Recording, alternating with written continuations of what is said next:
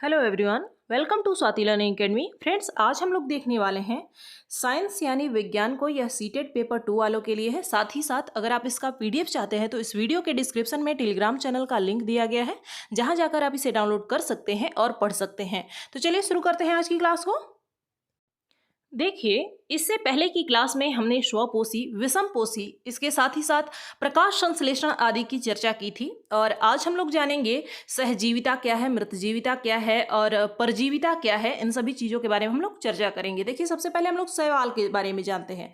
सामान्य रूप से आपने बारिश के दिनों में तालाब या फिर जो छोटे मोटे नदी नाले होते हैं जहाँ का पानी ठहरा हुआ हो, उसे देखा होगा। या फिर कोई ऐसी जमीन जो हमेशा गीली रहती हो, कहने का मतलब है जहाँ आसपास हमेशा पानी गिरते रहता हो, चाहे नल का जो जमीन होता है वहाँ का हो या फिर कुआं आदि के आसपास का क्षेत्र पर आपने हरा हरा कुछ संरचना देखा होगा, कुछ हरा हरा जमा हुआ देखा होगा। सामान्य रूप से इसे हम लोग काई कहते हैं ग्रामीण भाषा में। तो इन पादपों को ऐसे मतलब ये हरे कलर के होते हैं, आपने देखा होगा, लगभग सभी ने देखा होगा। हो सकता है आप इसे कुछ और भी कहते हो, किसी और भी नाम से जानते हो। सामान्यतः यह क्या है कि कुछ जीवों की वृद्धि के कारण ये हरे रंग की संरचना जिसे काई जैसे बनते हैं, जिन्हें हम लोग शैवाल कहते हैं। क्या कहते हैं? इन्हें शैवाल कहते हैं। और इनमें क्लोरोफिल होता है। यह जो हरा रंग होता है इनका, आपने तालाब के ऊपर देखा होगा, एक पूरी परत सी बन जाती है हरे कलर का। यह क्या है? शैवाल है। और इसमें हरा रंग क्या है? क्लोरोफिल के कारण होता है। और जैसा कि हम लोग जानते हैं कि जब हम लोग प्रकाश संश्लेषण पढ़ रहे थे तो हम लोगों ने देखा था कि क्लोरोफिल जो है वो जरूरी है प्रकाश संश्लेषण की क्रिया के लिए। इसलिए शैवाल में भी प्रकाश संश्लेषण होता है और वे ये जो है अपना भोजन स्वयं बनाते हैं। यहां तक हो गई बात। अब हम लोग जानेंगे पादपों में पोषण की कुछ अन्य विधियों के बारे में। एक विधि तो हमने देख लिया कि प्रकाश संश्लेषण एक क्रिया है जिसके माध्यम से पादप जो होते हैं, पौधे होते हैं, वो भोजन बनाते हैं अपने लिए। लेकिन क्या कुछ अन्य विधियां भी हैं? तो इसकी चर्चा हम लोग करेंगे। कुछ पादप यानी पौधे ऐसे भी हैं जिनमें क्लोरोफिल नहीं पाया जाता है, यानी उन पौधों में जो है क्लोरोफिल नहीं पाया जाता, फिर वो अपना भोजन कैसे बनाते हैं? इसलिए वे जो सूर्य के प्रकाश से भोजन संश्लेषण का कार्य करते थे वे नहीं कर सकते हैं, क्योंकि उनमें क्लोरोफिल नहीं है। वे क्या करते हैं कि मनुष्यों एवं अन्य प्राणियों की तरह ये पादप यानी पौधे भी अपने पोषण के लिए अन्य पादपों द्वारा निर्मित खाद्य पर निर्भर होते हैं। यानी यह मानव और अन्य जो प्राणी हैं, चाहे जानवर, गाय, बकरी, भैंस आदि जो हो गए, उनकी तरह ही ये पौधे भी अन्य पादपों द्वारा निर्मित खाद्य पदार्थ, यानी सामान्य रूप से समझिए कि दूसरे का बनाया हुआ, दूसरे पौधे के द्वारा बनाया हुआ भोजन जो है उस पर वे निर्भर करते हैं। और साथ ही वे विषमपोषी प्रणाली का उपयोग करते हैं। इससे पहले की क्लास में हमने स्वपोषी और विषमपोषी की बात की थी। विषमपोषी वे हैं जो कि अपना भोजन स्वयं नहीं बना सकते, तो ऐसे पादप जिनमें क्लोरोफिल नहीं होता है वे विषमपोषी प्रणाली का उपयोग करते हैं। ऐसे पौधों में सबसे पहला नाम आता है अमरबेल का पौधा। अमरबेल का पौधा कुछ इस तरह का होता है। एक कोई सामान्य सा वृक्ष होता है, उसके ऊपर आपने पीली पीली संरचना ऊपर से ऐसे ढकी हुई होती है। यह क्या है? यह अमरबेल है। इसका कोई जड़ आप लोगों ने नहीं देखा होगा, और इसे एक जगह से दूसरे अगर पौधे पर फेंक दिया जाए तो यह आसानी से बड़ा हो जाता है और फिर उस पौधे को भी ढक लेता है। इसमें क्लोरोफिल नहीं होता है। ये अपना भोजन उस पादप से प्राप्त करते हैं जिस पर ये आरोहित होते हैं। आरोहित होते हैं का मतलब ये है कि जिस पर ये चढ़े होते हैं, जिसे ये ढक रखे होते हैं खुद से। जिस पर ये आरोहित होते हैं वह पादप परपोषी कहलाता है। जिस पर ये चढ़े होते हैं, यह जो पौधा है, यह जो पेड़ आपको दिख रहा है, इसके ऊपर यह अमरबेल का पौधा चढ़ा हुआ है। तो जिस पौधे के ऊपर चढ़ा हुआ है वह परपोषी हो गया। सामान्य रूप से याद रखेंगे कि पर का मतलब क्या होता है? पराया यानी दूसरों के लिए, और पोषी यानी पोषण करना। तो वह पादप जो दूसरे पादप का पोषण करता है उसे परपोषी कहते हैं। क्या कहते हैं? परपोषी कहते हैं। क्योंकि अमरबेल जैसे पादप परपोषी को अमूल्य पोषकों से वंचित करते हैं। यानी यह जो परपोषी पादप हो गया, पेड़ जो वृक्ष हो गया बड़ा सा, वह परपोषी पादप है। और अमरबेल का पौधा क्या करता है कि इसके जो पोषक तत्व हैं, जो यह खाना अपने लिए बनाता है, वह इससे वंचित करता है, खुद ले लेता है। तो इन्हें हम लोग क्या कहते हैं? इन्हें हम लोग अमरबेल के पौधे को हम लोग ऐसे संबंध जिसमें दूसरे के बनाए हुए खाद्य पदार्थ को ले लिया जाए, उसे क्या कहते हैं? परजीविता कहते हैं। इसे हम लोग परजीवी पादप कहते हैं। यहां तक हो गई बात।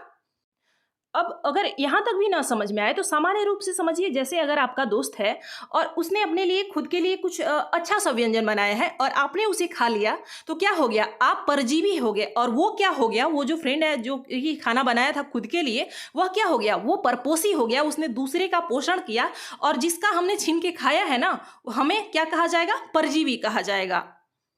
अब आगे देखेंगे कीटभक्षी पादप के बारे में। देखिए यह कीटभक्षी पौधा है जिसकी जो पत्तियां हैं वह घड़े के रूप में, एक तरीके से कह सकते हैं यह पत्तियां ही हैं जो कि घड़े के रूप में परिवर्तित हो गई हैं, रूपांतरित हो गई हैं। इसमें क्या होता है कि छोटे छोटे छोटे छोटे अंदर में रोम होते हैं, और वो रोम कैसे होते हैं, वो नीचे की ओर ऐसे ऐसे इस तरफ के होते हैं। जैसे ही कोई कीट आकर इसके अंदर घुसता है, अब जबकि कीट मान लीजिए कि कोई छोटा सा कीट है और वो इसके अंदर यहाँ पर घुस गया, अब वो भागेगा कैसे, वो ऊपर की ओर चढ़ेगा, क्योंकि इन रोमों का जो मुंह है, जो सिरा है, वो नीचे की ओर है, तो वो फिर इन्हें उलझा देगा, ये ऊपर उन्हें नहीं जाने देगा। कैसे चढ़ेंगे, कीड़ा ऐसे नीचे की ओर जाना तो मुश्किल नहीं है क्योंकि यह नीचे की ओर रोम झुके हुए हैं, लेकिन जब यह कीड़े ऊपर की ओर बढ़ेंगे तो यह रोम जो है ये खुद में ही इन्हें उलझा देते हैं, ऊपर बढ़ने नहीं देते हैं। फिर यह ढक्कन जो है यह बंद हो जाता है और इसके अंदर जो पाचक रस होता है उसकी मदद से वे कीड़े पच जाते हैं। इसे ही हम लोग कीटभक्षी पादप के नाम से जानते हैं।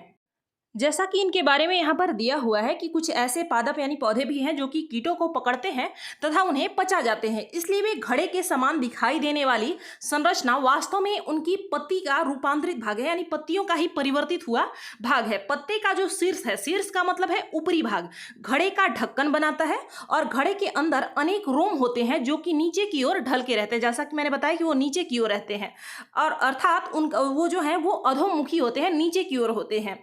जब कोई कीट घड़े में प्रवेश करता है तो यह उसके रोमों के बीच में फंस जाता है। जैसे ही वो अंदर आया और बाहर निकलना चाहेगा तो ऊपर की ओर जाने में रोम के बीच में फंस जाएगा, और फिर घड़े में उपस्थित जो पाचक रस है उसके द्वारा कीटों का पाचन हो जाता है, और कीटों का भक्षण करने वाले ऐसे पादप जो होते हैं वो कीट भक्षी पादप कहलाते हैं, यानी कीटों को खाने वाले।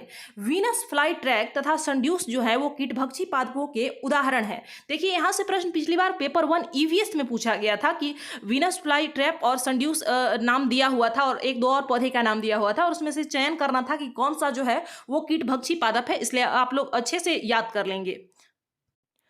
अब हम लोग देखेंगे मृतजीवी पोषण के बारे में। मृतजीवी पोषण क्या है इस बात को, इस प्रकार की पोषण प्रणाली को जिसमें किसी जीव की सी मृत एवं विघटित जैविक पदार्थों से पोषक तत्व प्राप्त करते हैं, मृतजीवी पोषण कहलाती है। क्या है कि जब भी कोई जीव है वो किसी मरे हुए यानी खराब या विघटित यानी सड़ा हुआ जो जैविक पदार्थ है, भोज्य पदार्थ है, उससे अगर अपना पोषक तत्व प्राप्त करता है तो उसे हम लोग मृतजीवी पोषण कहते हैं। अब हम लोग बात करें मृतजीवी की, यह तो मृतजीवी पोषण हो गया, लेकिन मृतजीवी किसे कहेंगे कि मृतजीवी जो है, मृतजीवी पोषण प्रणाली का उपयोग करने वाले जो जीव हैं वो मृतजीवी कहलाते हैं। क्या है कि जो भी मृतजीवी पोषण प्रणाली का उपयोग करते हैं, यानी किसी मरे हुए या फिर सड़े हुए भोज्य पदार्थ से अपना पोषक तत्व प्रदान करते हैं, तो ऐसे जीवों को हम लोग क्या कहेंगे, ऐसे जीवों को हम लोग मृतजीवी कहते हैं। जैसे कि कवक हो गया और मशरूम आदि जो हो गया, वो सभी मृतजीवी के उदाहरण हैं। अभी हमने मृतजीवी के उदाहरण में कवक और मशरूम आदि का नाम लिया। मशरूम क्या होता है, वहाँ पर ही उगता है जहाँ सड़े गले भोज्य पदार्थ हैं या फिर पेड़ पौधे सड़े गले हुए होते हैं। प्राकृतिक रूप से मशरूम वहीं पर उगता है। ये क्या है, यहाँ पर जो विघटित जो पदार्थ हैं वहाँ पर वो उग रहा है और वहाँ से अपना पोषण प्राप्त कर रहा है, तो इसलिए यह भी मृतजीवी हुआ। इसके अलावा अगर हम लोग कवक की बात करें तो ये मृत एवं विघटनकारी यानी सड़ने वाली वस्तुओं यानी जैव पदार्थों की सतह पर कुछ पाचक रसों का स्राव करते हैं। स्राव करना मतलब छिड़क देना, तथा उसे साधारण व विलेय के रूप में परिवर्तित कर देते हैं। इसके बाद वे इस विलयन का भोजन के रूप में अवशोषण करते हैं। जैसे आपने देखा होगा कि बारिश के दिनों में अगर आप ब्रेड को कुछ दिनों के लिए खुला छोड़ देंगे तो उसमें सफेद सफेद संरचनाएं आ जाती हैं, रुई की तरह आपको धब्बा नजर आएगा, तो ये क्या है, कवक है। कवक या फंजाई जिसे हम लोग कहते हैं, अचार, चमड़े, कपड़े एवं अन्य पदार्थों पर उगते उगते हैं। ये उन स्थानों में भी उगते हैं जो नम एवं उष्ण हो। कवकों की वृद्धि के लिए वर्षा ऋतु सबसे अच्छी परिस्थितियां प्रदान करती है, क्योंकि बारिश के दिनों में गर्मी भी ज्यादा होती है, उष्णता भी होती है, साथ ही नमी, यानी क्योंकि बारिश हो रही है तो नमी भी होती है, और इस कारण बारिश के दिनों में ही सबसे ज्यादा कवक हमें देखने को मिलता है। अगर आप स्कूल वगैरह से आकर खुद से अगर जूते उतार देते हैं और अगर वो गीला रह जाता है तो कुछ दिनों बाद उस पर भी कवक आपको देखने को मिल जाएगा। आपने कोई खाना छोड़ दिया है तो उस पर भी आपको कवक देखने को मिल जाएगा। और इसी कारण वर्षा ऋतु के दौरान अनेक वस्तुएं जो है वो कवकों की वृद्धि के कारण नष्ट अथवा अनुपयोगी हो जाती है। अनुपयोगी मतलब जिसका हम लोग उपयोग नहीं कर सकते हैं। सामान्यतः अचार आदि जो होते हैं वो इसी मौसम में ज्यादा खराब होते हैं। आगे दिया गया है, सामान्यतः कवकों के बीजाणु वायु में उपस्थित होते हैं, हवा में होते हैं, जो हमें दिखते नहीं है। जब वे किसी ऐसे जैव पदार्थ अथवा उत्पाद पर बैठते हैं जो नम एवं उष्ण हो, यानी सूखा भी हो, तो वे अंकुरित होकर नए कवक को जन्म देते हैं, अंकुरित हो जाते हैं और नए कवक को जन्म देते हैं, और धीरे धीरे फैलकर वो पूरा सतही सफेद सफेद हमें दिखने लगता है। ईस्ट एवं छत्रक, जिसे हम लोग मशरूम कहते हैं, मशरूम का दूसरा नाम क्या है? छत्रक है, क्योंकि बुक में दिया गया है तो आपका जानना जरूरी है। जरूरी नहीं कि मशरूम ही लिखा हुआ हो, छत्रक भी हो सकता है। छत्रक का मतलब मशरूम हो गया। जैसे अनेक कवक जो है वो उपयोगी हैं, जैसे हमारे उपयोग के लिए यीस्ट भी अच्छा है, छत्रक यानी मशरूम भी इसका सब्जी बनाकर लोग खाते हैं तो यह भी अच्छा है। परंतु कुछ कवक जो हैं पादपों, जंतुओं एवं मनुष्य में रोग उत्पन्न करते हैं। कुछ कवकों का उपयोग औषधि के रूप में होता है। तो हर जो प्रत्येक कवक है यानी फंजाई है, यह नुकसानदायक ही नहीं है बल्कि कुछ हमारे लिए लाभदायक भी है, और कुछ कुछ के कारण रोग भी हमें हो जाता है, और कुछ से औषधि यानी दवाई भी बनाई जाती है। अभी हम लोगों ने मृतजीवी को देखा और परजीवी को देखा। अब हम लोग सहजीवी संबंध देखेंगे। ध्यान रखिएगा कि यह मृतजीवी, परजीवी और सहजीवी जो संबंध है ये केवल अभी हम लोग पादपों के लिए पढ़ रहे हैं, पौधों के लिए पढ़ रहे हैं, न कि अन्य जीवों के हिसाब से। कुछ जीव जो हैं एक दूसरे के साथ रहते हैं तथा अपना आवास एवं पोषक तत्व एक दूसरे के साथ बांटते हैं। इसे सहजीवी संबंध कहते हैं। जैसे सामान्य रूप से समझिए कि दो स्टूडेंट जो होते हैं वो साथ ही एक ही रूम में रह के और कहीं तैयारी करते हैं, और वो क्या करते हैं, अपनी जो वस्तुएं हैं वो एक दूसरे के साथ साझा करते हैं। किसी के पास कुछ नोट्स नहीं है, किसी के पास कोई बुक नहीं है, तो एक दूसरे के साथ साझा करते हैं। तो यह क्या हो गया, इसे हम लोग सहजीवी संबंध कहते हैं। उदाहरण के लिए कुछ कवक जो होते हैं वो वृक्षों की जड़ों में रहते हैं। वृक्ष जो है वो कवक को पोषण प्रदान करते हैं। कुछ जो कवक हैं, जैसा कि अभी हमने कवक और फंजाई के बारे में देखा है, तो कुछ कवक वृक्ष की पेड़ों की जड़ों में रहते हैं, और वृक्ष क्या करता है, कवक को पोषण प्रदान करता है, और बदले में जो कवक है उन्हें जल एवं पोषकों के अवशोषण में सहायता करता है। कवक क्या करता है कि जिस वृक्ष की जड़ के पास रहता है उन्हें जल एवं पोषक के अवशोषण मतलब सोखना, तो इसमें उन्हें सहायता करता है, और वृक्ष क्या करते हैं, इन्हें पोषण प्रदान करते हैं। सहजीवी संबंध में आगे दिया गया है लाइकेन के बारे में। लाइकेन कहे जाने वाले कुछ जीवों में दो भागीदार होते हैं। लाइकेन में कितने भागीदार होते हैं? दो भागीदार होते हैं। इनमें से एक शैवाल होता है, वही ग्रीन कलर वाला, याद रखेंगे शैवाल का जब भी नाम आए तो वो ग्रीन कलर वाला जो तालाब में ऐसे फैला हुआ देखा होगा सभी ने लगभग, तो वो होता है। और दूसरा है कवक। शैवाल में क्लोरोफिल उपस्थित होता है, जैसा कि मैंने बताया था। और यह क्या है, जब क्लोरोफिल है तो यह प्रकाश संश्लेषण कर सकता है, जबकि कवक में क्लोरोफिल नहीं होता है। कवक जो है वो शैवाल को रहने का स्थान यानी आवास, जल एवं पोषक तत्व उपलब्ध कराता है। कवक क्या करता है, शैवाल को क्या देता है कि ले तू आवास भी ले ले, जहां मैं रह रहा हूं वहां तू भी रह, साथ ही जल एवं पोषक तत्व भी उपलब्ध कराता है। तथा बदले में शैवाल क्या करता है, शैवाल के पास तो बस एक ही शक्ति है कि वो फोटोसिंथेसिस कर सकता है, तो बदले में शैवाल जो है वो प्रकाश संश्लेषण द्वारा संश्लेषित खाद्य जो है, जो भोजन वो बनाता है, वो कवक को दे देता है। तो यह क्या हो गया, यह सहजीवी संबंध हो गया कवक और शैवाल के बीच। और इनमें लाइकेन में कितने भागीदार होते हैं? दो भागीदार, एक शैवाल होता है और दूसरा कवक। और इनमें किस प्रकार से सहजीविता होती है इसे हम लोगों ने देखा। अब हम लोग जानेंगे मृदा में पोषकों की पुनः पूर्ति। जैसा कि हम लोग जानते हैं कि पादप जो होते हैं वो अपनी जड़ों के द्वारा मिट्टी से, मृदा से खनिज लवण को अवशोषित करते हैं। लेकिन क्या यह जो खनिज होते हैं वो हमेशा उसमें बने रहते हैं? नहीं, क्योंकि पादप मृदा से खनिज जो पोषक तत्वों को अवशोषित करते हैं, अतः मृदा में यानी मिट्टी में इनकी जो मात्रा है वो लगातार कम होती जाती है। उर्वरक एवं खाद में नाइट्रोजन, पोटेशियम, फास्फोरस जैसे पोषक होते हैं। उर्वरक या खाद जो कि किसान अपने खेतों में देता है तो इसमें क्या होता है, नाइट्रोजन होता है, पोटेशियम होता है, फास्फोरस होता है, इनके जैसा पोषक तत्व होते हैं। पादपों द्वारा लगातार उपयोग किए जाने के कारण मृदा में उनकी मात्रा धीरे धीरे कम होती जाती है। जैसे मिट्टी में जो पहले से प्राकृतिक रूप से जो नाइट्रोजन है, पोटेशियम, फास्फोरस है, वो कम हो जाता है। इसके बाद उन्हें फिर से समृद्ध करने के लिए, क्योंकि कम हो गया है तो फिर फसल तो अच्छी होगी नहीं, तो जो किसान है इन पोषक तत्वों को फिर से समृद्ध करने के लिए मिट्टी में उर्वरक या फिर खाद मिलाने की जरूरत हमें पड़ती है। और इसीलिए किसान जो है, आपने देखा होगा कि वो अपनी जमीन, अपनी फसल में ऐसे खाद का छिड़काव करते हैं। यदि हमें पादप के पोषण की आवश्यकता के बारे में ज्ञान हो तो हम न केवल पौधों को उगा सकते हैं बल्कि उन्हें स्वस्थ भी रख सकते हैं, क्योंकि पौधे का अंकुरण बहुत सामान्य होता है, वो तो कहीं भी अंकुरित हो जाता है। लेकिन जो भी किसान पौधे को उगाते हैं वो किस लिए, अपनी फसल के लिए, ताकि उन्हें अच्छा फसल प्राप्त हो। तो इसके लिए क्या जरूरी है, इन जो कैसे पौधों को किस प्रकार से पोषक तत्व चाहिए और उसकी पूर्ति हम कैसे करेंगे, यह अगर उन्हें पता होगा तो फसल जो होगी वो अच्छी होगी, पौधे स्वस्थ रहेंगे। इससे पहले की क्लास में भी हमने चर्चा की थी कि प्रोटीन के लिए पादपों को किस प्रकार से नाइट्रोजन की आवश्यकता होती है। देखिए, पादपों को प्रोटीन बनाने के लिए सामान्यतः नाइट्रोजन की अधिक आवश्यकता होती है। सबसे ज़्यादा जरूरत किसकी है, तो नाइट्रोजन की। फसल कटाई के बाद मृदा में नाइट्रोजन की कमी हो जाती है, फसल कटने के बाद।